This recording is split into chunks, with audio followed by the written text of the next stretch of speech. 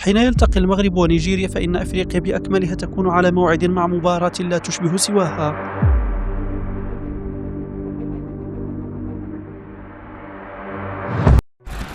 صراع لا يعرف الحسم المبكر، تاريخ متوازن ونكهة خاصة لمواجهة المغرب ونيجيريا. منذ أواخر ستينيات القرن الماضي شكلت مواجهة المنتخب المغربي ونظيره النيجيري واحدة من أكثر الصراعات الكروية الإفريقية إثارة وندية.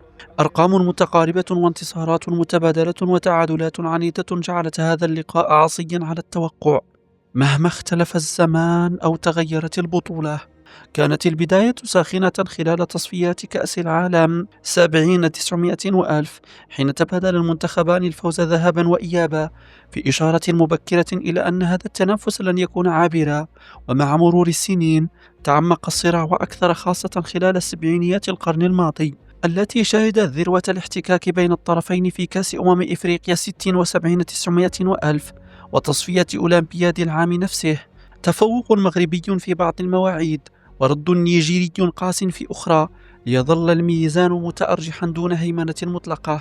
أما الثمانينات فقد حملت طابعا تكتيكيا واضحا، حيث سيطر التعادل على أغلب المواجهات، لا سيما في تصفيات كأس إفريقيا وأولمبياد 84 900 وألف، وكأن المنتخبين بلغ مرحلة قراءة دقيقة لبعضهما البعض، فغابت الأهداف وحضر الحذر. ومع نهاية التسعينيات وبداية الألفية الجديدة عاد التوهج الهجومي إلى الواجهة، فحقق المغرب فوزا مهما في كأس الحسن الثاني سنة 96 900 وألف، قبل أن ترد نيجيريا في كأس أفريقيا سنة 2000. ثم يبتسم الحظ مجددا لأسود الأطلس بانتصار ثمين في نسخة 2004.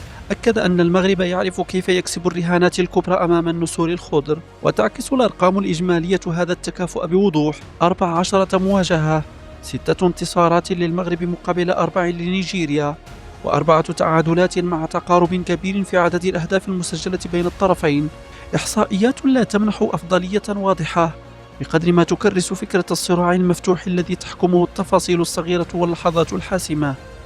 وما يزيد من خصوصية هذا الصراع أن مواجهات المغرب ونيجيريا غالبا ما تأتي في سياقات كبرى، حيث يكون الضغط عاليا والهامش ضيقا، فتتحول المباراة من مجرد 90 دقيقة إلى اختبار حقيقي للشخصية والجاهزية الذهنية.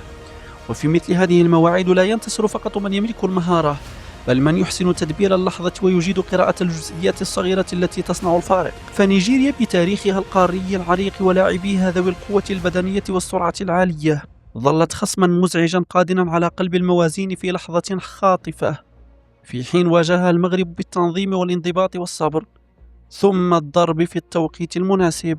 وفي ظل هذا الامتداد التاريخي تتحول كل مواجهة جديدة بين الطرفين لمحاكمة للذاكرة.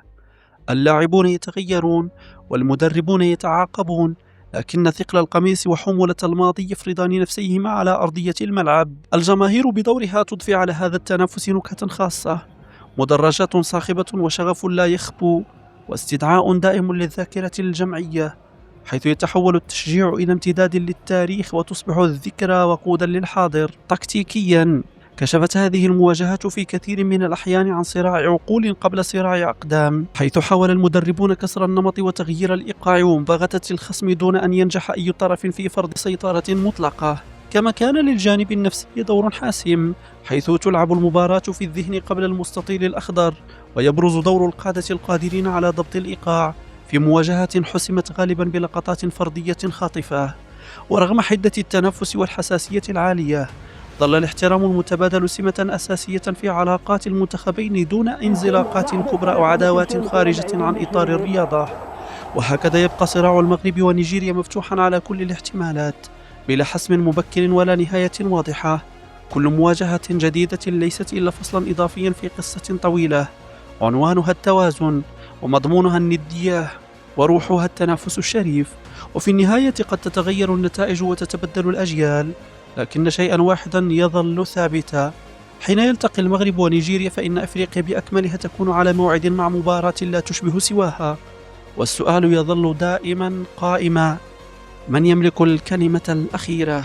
اتركوا لنا تعليقاتكم في خانة التعليقات، ولا تنسوا الاشتراك في القناة ودعمنا بزر الإعجاب ليصلكم كل جديد. السلام عليكم.